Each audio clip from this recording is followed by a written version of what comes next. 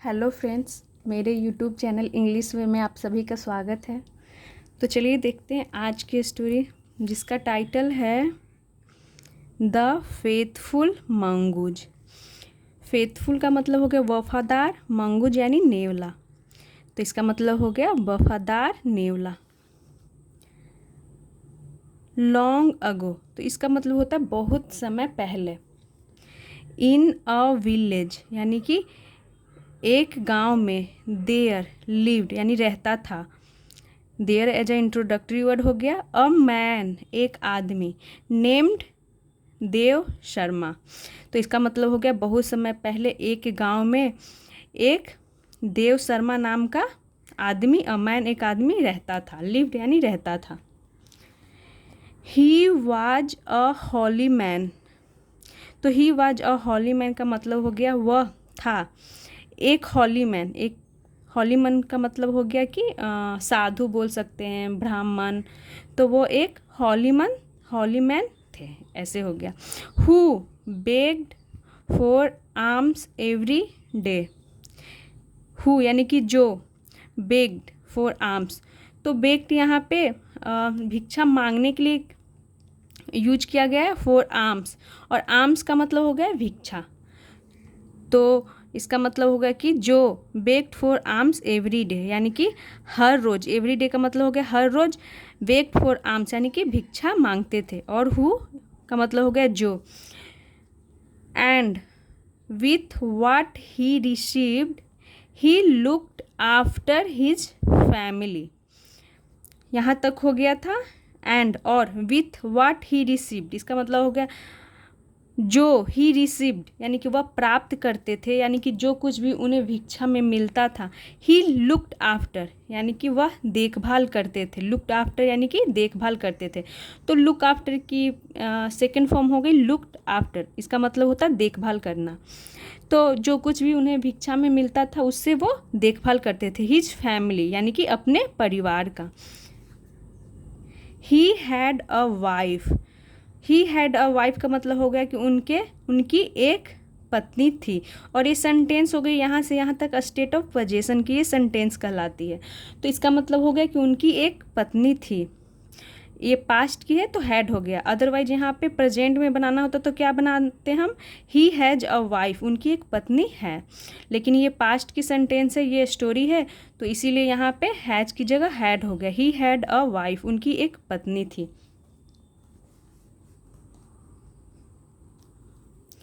A sun was born to them. अ सन यानी कि एक बेटा, वाज बॉर्न टू देम, इसका मतलब हो गया कि वाज बॉर्न जन्म हुआ, टू देम यानी कि उनके घर में, यानी कह सकते हैं कि उनका एक बेटा हुआ।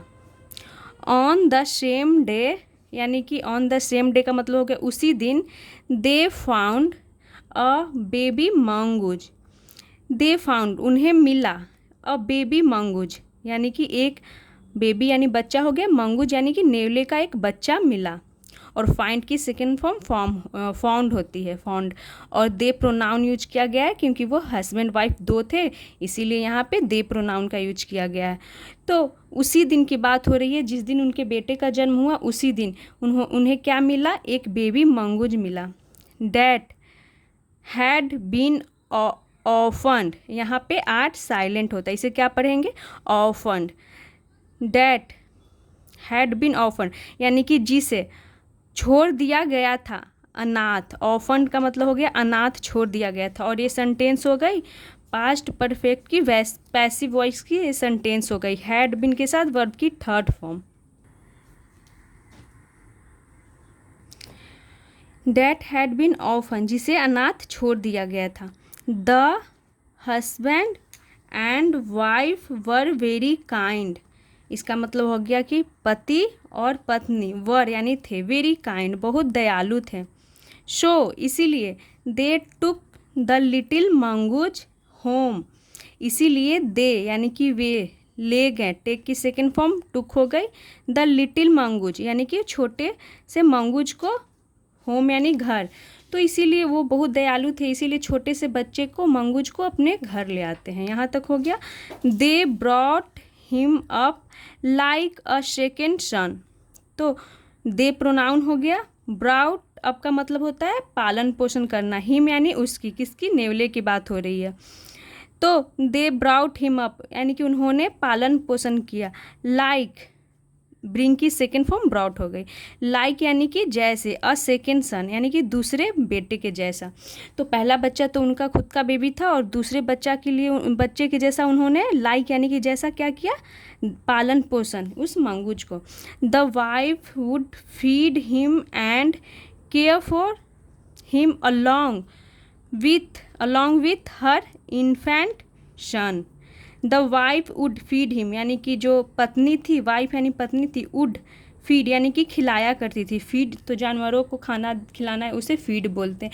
या फिर जब हम छोटे से बच्चे को हाथ से खाना खिलाते हैं तो उसे भी फीड बोलते हैं।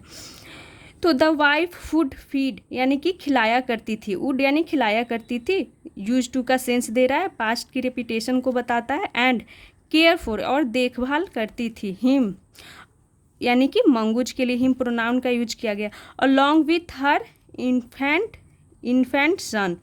अलॉन्ग विथ का मतलब होगा कि साथ में, हर infant sun.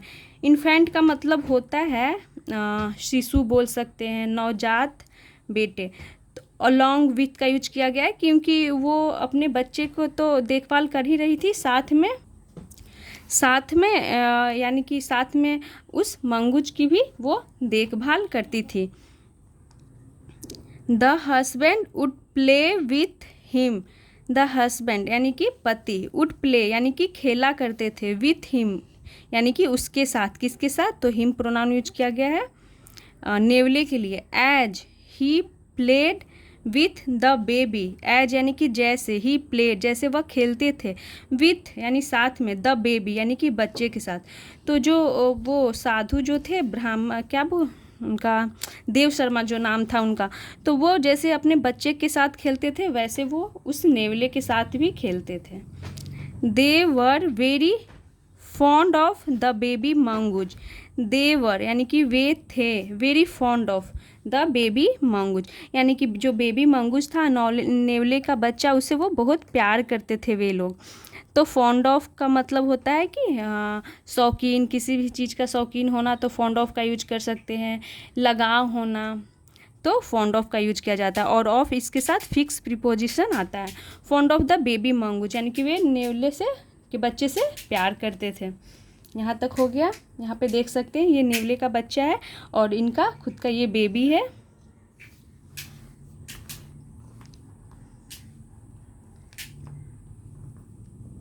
But the wife was a little scared. लेकिन द वाइफ यानी कि पत्नी, वाज थी, अ लिटिल स्केयर्ड लेकिन वह, उनकी जो पत्नी थी वह थोड़ी डरी हुई थी। He is after all a mongoose. वह है, आफ्टर ऑल का मतलब हो गया आखिरकार, अ मंगूज यानी कि एक नेवला, वह आखिर एक नेवला है। सपोज ही हार्म्स माई सन। सपोज यानी मान लो, ही हार्म्स माई सन यानी कि उसका कहने का मतलब ये हुआ कि सपोज यानी मान लो, ही हार्म्स माई सन, वह मेरे, ही हार्म्स यानी कि वह नुकसान पहुंचाता है, माई सन मेरे बेटे को। तो वो बोलती है कि मान लो कि अगर वो मेरे बेटे को नुकसान पहुंचाए, ऐसा कहना का उसका ये सेंस हुआ। I must watch over my baby very carefully. I must watch over, तो मुझे, वॉच ओवर का मतलब होता है कि वॉच ओवर यानी कि ध्यान रखना, तो मुझे ध्यान रखना होगा। माई बेबी यानी कि मेरे बच्चे के ऊपर मुझे ध्यान रखना होगा, नज़र रखना होगा। वेरी केयरफुली यानी कि बहुत सावधानी पूर्वक। And make sure the mongoose does not hurt him at all. और मेक श्योर यानी कि मुझे सुनिश्चित करना होगा, द मंगूज यानी कि वह नेवला, डज नॉट हर्ट यानी कि वह चोट ना पहुंचाए, हर्ट यानी कि चोट ना पहुंचाए, हिम उसे, एट ऑल यानी कि बिल्कुल भी उसे चोट ना पहुंचाए, मुझे इसका सुनिश्चित करना होगा। सी थॉट यानी कि वह सोची, सो इसीलिए, while she looked after the mongoose she kept watch over her baby very carefully. तो वो क्या सोचती थी कि कहीं ऐसा ना हो कि नेवला मेरे बच्चे को नुकसान पहुंचाए, आखिरकार वो एक जानवर है, ऐसा वो सोचती थी कि वो एक नेवला है, ऐसा तो नहीं कहीं मेरे बच्चे को नुकसान पहुंचा दे, इसीलिए वो बहुत ध्यान रखती थी अपने बच्चे के ऊपर। सो इसीलिए वाइल सी लुक्ड आफ्टर, यानी कि जब सी यानी कि वह लुक्ड आफ्टर यानी देखभाल करती थी, तो लुक्ड आफ्टर का मतलब भी होता है देखभाल करना। जब वो देखभाल करती थी द मंगूज यानी कि नेवले की, सी केप्ट वॉच यानी कि वह केप्ट वॉच यानी कि वह कीप की सेकेंड फॉर्म केप्ट हो गई, वॉच वह वॉच ओवर यानी कि वह क्या रखा करती थी, ध्यान रखा करती थी, नज़र रखा करती थी हर बेबी अपने बच्चे के ऊपर, वेरी केयरफुली यानी कि बहुत ध्यानपूर्वक वो अपने बच्चे के ऊपर नज़र रखा करती थी।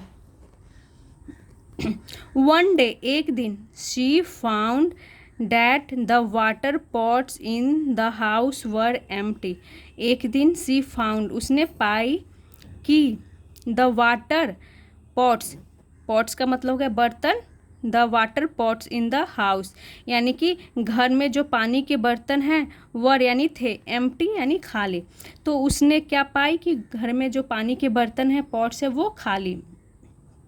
तो फाइंड की सेकेंड फॉर्म फाउंड हो गई, और डैट यहाँ पे क्या हो गया, कंजंक्शन का काम करता है, दो सेंटेंस को जोड़ने का, एक सेंटेंस ये हो गई और एक सेंटेंस ये यहाँ से शुरू हो रही है, तो ये दोनों सेंटेंस को ये जोड़ने का काम करता है कंजंक्शन यानी डैट। और हिंदी में इसका सेंस क्या आ रहा है कि सी फाउंड की water pots in the house were empty, she had to go to the river to fetch water, she had to go यानी हैड टू का मतलब हो गया मजबूरी को दिखा रहा है, तो पास्ट हैड टू यानी पास्ट की मजबूरी, यानी कि उसे जाना था टू द रिवर, कहाँ जाना था यानी कि रिवर नदी, टू फेच वाटर यानी कि पानी लाने के लिए, तो ब्रिंग का मतलब भी लाना होता है, फेच का मतलब भी लाना होता है, तो पानी लाने के लिए उसे जाना था। सी यानी कि किसकी बात हो रही है, सी प्रोनाउन हम यूज करते हैं फीमेल के लिए, यानी पत्नी को जाना था पानी लाने के लिए। Her husband was playing with the baby, her husband यानी कि उसकी जो पति थे, वाज यानी थे, प्लेइंग यानी कि खेल रहे थे, विथ द बेबी यानी कि बेबी के साथ, while the mongoose ran around them playfully, while का मतलब हो गया जबकि, या फिर बोल सकते उस दौरान, द मंगूज यानी नेवला, ran around, the mongoose ran around them playfully यानी जो नेवला था उस दौरान, रैन अराउंड इधर उधर वो क्या कर रहा था, रैन यानी कि दौड़ रहा था, देम प्लेफुली यानी कि उनके आसपास वो खेल रहा था, प्लेफुली यानी कि वो उनके आसपास दौड़ रहा था, खेल रहा था उस दौरान। She picked up the pots and told her husband, she picked up यानी कि उसने उठाई, द पॉट्स यानी कि बर्तनों को, एंड और, टोल्ड हर हस्बैंड और अपने हर हस्बैंड यानी कि अपने पति से कही, टेल की सेकेंड फॉर्म टोल्ड हो गई, तो वो जो बर्तन थे पानी का वो उठाई और अपने पति से बोलती है। डैड की she was going to fetch water, she was going वह जा रही है, टू फेच वाटर यानी कि पानी लाने के लिए, फेच वाटर यानी पानी लाने के लिए, और टू यहाँ पे क्या हो गया, इन्फिनिटी हो गया, क्योंकि टू के साथ वर्ब की बेस फॉर्म इन्फिनिटी को दिखाता है, प्रीपोजिशन नहीं। She was going to fetch water यानी कि वह जा रही थी पानी लाने के लिए, तो ये हमारा सेंटेंस हो गया पास्ट कंटिन्यूअस का, she was going to fetch water यानी कि वह पानी लाने के लिए जा रही है, ऐसा कहती है, लेकिन यहाँ पे वाज दिया हुआ है क्योंकि पास्ट की स्टोरी है, तो वो ऐसा बोलती है, पानी के बर्तन उठाती है और अपने पति से बोलती है कि वो जा रही है पानी लाने। फ्रॉम द रिवर यानी कि नदी से, please take good care of the baby, please यानी कि कृपया, टेक गुड केयर, तो टेक केयर का मतलब देखभाल करना, गुड यानी कि अच्छे से, कृपया अच्छे से देखभाल करने के लिए, ऑफ द बेबी यानी बच्चे की, तो वो क्या बोलती है, अच्छे से देखभाल करने के लिए अपने पति से बोलती है। And keep an I on the mongoose, और कीप एन आई का मतलब हो गया, इसका मतलब भी होता है नज़र रखना, ध्यान रखना, द मंगूज यानी कि उस मंगूज पे ध्यान रखने के लिए, सो दैट ताकि ही मे नॉट हर्ट हिम, वह नहीं, हर्ट का मतलब होता है नुकसान पहुंचाना, वह नुकसान ना पहुंचा सके, में यानी कि सके, हिम यानी उसे, यानी कि अपने बेटे की बात हो रही है उनकी, अपने बेटे की, कि तुम उस पर नज़र रखना कहीं वो मेरे बेटे को नुकसान ना पहुंचा सके। He may not hurt him. Her husband nodded, यानी जो उसका जो पति थे, नोडेड, तो नोडेड का मतलब हो गया, नोट का मतलब होता है सर हिलाना, हामी भरते हुए सर को हिलाना, और उसकी पास्ट हो गई नोडेड, यानी कि जो उनके पति थे उन्होंने हाँ में सर को हिलाया। एंड सेड गुड बाय, और गुड बाय कहा, से की सेकेंड फॉर्म सेड हो गई। He went back to play with the baby, he went back, वो वापस चले गए, टू प्ले यानी कि खेलने के लिए, विथ द बेबी यानी कि बच्चे के साथ। सम टाइम लेटर यानी कि कुछ समय के बाद, the husband forgot his wives instructions, यानी कुछ देर के बाद, सम टाइम लेटर का मतलब हो गया कुछ समय के बाद, कुछ देर बाद। द हस्बैंड फॉरगॉट, जो हस्बैंड थे वो भूल गए, फॉरगेट की सेकेंड फॉर्म हो गई फॉरगॉट। हिज यानी कि अपनी, वाइफ्स इंस्ट्रक्शन अपनी पत्नी की बातों को, अपनी इंस्ट्रक्शन का मतलब होता है निर्देश, यानी कि निर्देशों को, यानी बोल सकते हैं अपनी बातों को, यानी कि यहाँ पे अपोस्ट्रॉफी एस है, यानी कि वाइफ की बातों को वो क्या करते हैं, भूल जाते हैं कुछ देर के बाद। It was time for him to go for his round to collect arms. It was a time, इसका मतलब हो गया कि यह समय था, फॉर हिम उनके लिए, टू गो यानी जाने के लिए, फॉर हिज राउंड, तो राउंड का मतलब हो गया चक्कर लगाना, टू कलेक्ट आर्म्स यानी कि कलेक्ट का मतलब होगा इकट्ठा करने के लिए, आर्म्स यानी भिक्षा, तो ये उनका समय था कि जो भिक्षा के लिए वो चक्कर लगाते थे उसका समय था, यानी कि भिक्षा इकट्ठा करने के लिए।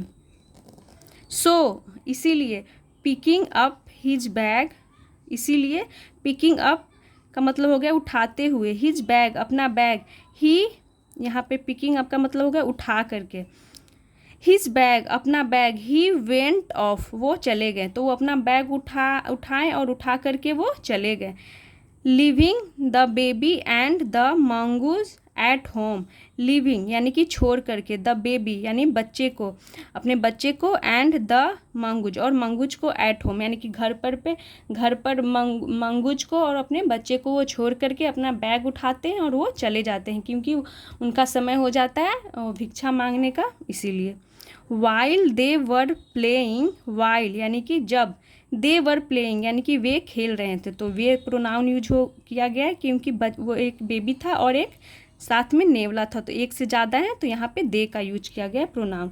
वाइल दे वर प्लेइंग यानी कि जब वो खेल रहे थे, या फिर बोल सकते उस दौरान जब वो खेल रहे थे, द मंगूज यानी कि नेवला, शॉ यानी देखा, सी की सेकेंड फॉर्म सॉ, अ स्नेक एक सांप, एंटरिंग यानी कि प्रवेश करते हुए, घुसते हुए, द रूम यानी कि कमरे में, फ्रॉम अ होल एक छेद से। Now the mongoose was very fond of the baby, now अब, द मंगूज यानी नेवला, वाज यानी था, very fond of the baby यानी कि बेबी से उसे बहुत लगाव था, बेबी से प्यार था उसे। Having grown up with him, having grown up यानी कि एक साथ, ग्रोन अप का मतलब हो गया कि एक साथ बड़ा होना, विथ हिम यानी कि वो दोनों एक साथ बड़े हुए थे, हैविंग ग्रोन अप यानी कि वे एक साथ बड़े हुए थे, विथ हिम यानी कि उसके साथ, यानी कहने का मतलब हो गया कि नेवले को बच्चे से लगाव हो गया था क्योंकि वो दोनों एक साथ बड़े हुए थे। एंड और, in the snake and in the snake he recognised a natural enemy, और इन द स्नेक यानी कि सांप में, ही रिकॉग्नाइज्ड का मतलब हो गया कि सांप में वह पहचान गया था, अ नेचुरल इनेमी एक प्राकृतिक दुश्मन को, यानी कि सांप को वो एक प्राकृतिक दुश्मन के रूप में वो जान गया था, पहचान गया था, क्योंकि सांप नेवला दुश्मन होते हैं एक दूसरे का। Who could bite the baby with terrible results यानी कि जो कुड बाइट यानी कि काट सकता था द बेबी को, द बेबी यानी कि उस बच्चे को वो काट सकता था, विथ टेरिबल रिजल्ट यानी टेरिबल का मतलब होगा भयानक, रिजल्ट्स यानी परिणाम। तो यानी कि वो जो सांप था वो बेबी को काट सकता था जिसका भयानक परिणाम हो सकता था। यहाँ तक हो गया, बस थोड़ा सा ही है। यहाँ पे देख सकते हैं ये बेबी यहाँ पे सो रहा है और ये नेवला और सांप है। शो इसीलिए to protect the baby the mongoose attacked the snake. So इसीलिए टू प्रोटेक्ट यानी कि सुरक्षा करने के लिए, द बेबी यानी कि बेबी की सुरक्षा करने के लिए, द मंगूज यानी कि नेवला, अटैक्ट यानी कि हमला कर दिया, द स्नेक यानी कि उस सांप पे। तो वो उसे बेबी से लगाव हो गया था, तो वो देखा कि एक सांप आ रहा है, तो सांप तो वैसे भी दुश्मन होता है मंगूज का, और देखा कि वो बच्चे को काट सकता है, तो इसीलिए उसने सांप पे हमला कर दिया। विथ हिज टीथ यानी कि अपने दांत से, एंड यानी कि विथ हिज टीथ यानी अपने दांतों से वो हमला कर देता है। हिज क्लॉज यानी कि अपने पंजों से, क्लॉज का मतलब होता है पंजा, तो यहाँ पे एस लगा हुआ है यानी कि पंजों से, हिज अपने पंजों से। Biting and scratching till he had killed the snake. Biting and scratching, तो बाइटिंग का मतलब हो गया कि काटना, और स्क्रैचिंग यानी कि नोचना, तो वो काटता रहा और नोचता रहा, टिल यानी कि जब तक, he had killed the snake जब तक कि वह सांप को मार न दिया, यानी कि जब तक कि सांप मरा नहीं वह सांप को काटता रहा और नोचता रहा। वेन यानी कि जब, द बेबीज मदर यानी जब बेबी की माँ, केम होम, केम यानी कि आई, कम की सेकेंड फॉर्म हो गई, होम यानी घर, जब घर आई, कैरिंग द पॉट्स यानी कि पॉट्स को यानी कि बर्तनों को ले करके, कैरी करके यानी कि ले करके, सी सॉ उसने देखी, द मंगूज यानी नेवले को, with his face and clause covered with blood. तो जब वो घर आई तो उसने देखी कि नेवले के फेस पे एंड क्लॉज कवर्ड यानी कि ढके हुए थे, उसका चेहरा और जो उसके पंजे थे ढके हुए थे, विथ ब्लड यानी खून से। फ्रैंटिंग विथ वरी, वरी का मतलब हो गया चिंता, विथ यानी से, फ्रैंटिंग का मतलब हो गया व्याकुल यानी कि चिंता से व्याकुल। She thought the mongoose had injured her baby, she thought उससे उसने सोची, थिंक की सेकेंड फॉर्म थॉट हो गई, वो सोची यानी कि उसे लगा, द मंगूज यानी कि नेवला हैड इंजर्ड यानी कि जख्मी कर दिया था, हर बेबी यानी उसकी बच्चे को, तो यानी वो क्या सोचती है कि नेवला उसके बच्चे को जख्मी कर दिया है। यहाँ तक हो गया। Without waiting to check the facts, without waiting यानी कि बिना वेट किए, बिना इंतजार किए, to check the facts, facts का मतलब हो गया तथ्य, बोलते ना तथ्य हो, तो बिना तथ्य यानी कि सच्चाई, बिना इंतजार किए, बिना चेक किए देखे सच्चाई को। सी, तो यहाँ पे थ्रो की सेकेंड फॉर्म थ्रू का यूज किया गया है, थ्रो की सेकेंड फॉर्म थ्रू हो गई। सी थ्रू द हैवी पिक्चर यानी कि हैवी यानी भारी, पिक्चर, पिक्चर का मतलब भी घड़ा होता है, पॉट का मतलब भी घड़ा बोल सकते हैं, तो वो भारी पिक्चर यानी कि घड़े को क्या कर देती है, फेंक देती है। थ्रो की सेकेंड फॉर्म थ्रू हो गई, फेंक दी। ऑफ वाटर यानी पानी का भारी घड़ा, ऑन द मंगूज यानी कि मंगूज के ऊपर वो पानी का भारी घड़ा फेंक देती है। Killing him instantly, killing him instantly का मतलब हो गया कि उसे तुरंत मार दिया, उसे तुरंत मार डाला। तो वो मतलब भारी का वो देखती है क्या कि मंगूज के मुंह पे और उसके जो पंजे पे पूरा खून लगा हुआ है, तो वो सोचती है कि ये मेरे बच्चे को कुछ नुकसान पहुंचाएगी या फिर मार दिया, इसीलिए वो बिना सोचे समझे पानी का जो घड़ा था भारी वो मंगूज के ऊपर वो फेंक देती है। सी रैन इन टू सी रैन इन यानी कि वो अंदर दौड़ी, टू सी यानी देखने के लिए, हर बेबी अपने बच्चे को, एंड फाउंड और पाई, हिम स्माइलिंग यानी कि उसे पाई, स्माइलिंग यानी कि मुस्कुराते हुए, हैप्पीली यानी कि खुशी से मुस्कुराते हुए उसे पाई, ऑन द फ्लोर यानी कि ज़मीन पे, वाज यानी था, द डेड स्नेक यानी कि एक, द डेड स्नेक यानी कि वह मरा हुआ सांप। तो उसने जब आई तो देखी कि उसका बच्चा मुस्कुरा रहा है और ज़मीन पे एक डेड स्नेक पड़ा हुआ था। तो द डेड स्नेक, तो यहाँ पे डेड क्या हो गया, पास्ट पार्टिसिपल हो गया, जो एडजेक्टिव का काम कर रहा है। स्नेक के बारे में एक्स्ट्रा इन्फॉर्मेशन दे रहा है कि मरा हुआ सांप, कैसा सांप, तो मरा सांप। तो ऑन द फ्लोर यानी कि ज़मीन पे था, द डेड स्नेक यानी कि मरा हुआ, वह मरा हुआ सांप। तो द का यूज किया गया क्योंकि पहले ही इसे इंट्रोड्यूस कर दिया गया था सांप को, इसलिए यहाँ पे द का यूज किया गया है। पता चल रहा है कि वही सांप, द डेड स्नेक यानी कि मरा हुआ सांप, वो ज़मीन पे पाती है। Torn two pieces by the mongoose. Torn यानी कि टू पीसेस यानी कि पीसेस का मतलब होगा टुकड़ों में, टॉर्न यानी कि फाड़ा हुआ, बोल सकते टुकड़ों में किया हुआ। बाय द मंगूज यानी कि नेवले के द्वारा टुकड़े में किया हुआ। सी रियलाइज्ड यानी कि वह समझ गई, डैट कि her hasty action had killed the faithful mongoose. तो उसे एहसास हो गया, रियलाइज्ड यानी कि वो समझ गई कि डैट यानी कि हर हेस्टी एक्शन का मतलब हो गया कि जल्दीबाजी में किए हुए कार्य, जल्दीबाजी में किए हुए काम। हर यानी उसकी, यानी कि वो समझ गई कि जल्दीबाजी में किए हुए काम हैड किल्ड यानी कि मार दिया था, द फेथफुल मंगूज यानी वफादार नेवले को। And she wept for him, और सी वेप्ट यानी कि वह रोई, फॉर हिम यानी उसके लिए, वीप की सेकेंड फॉर्म वेप्ट हो गई।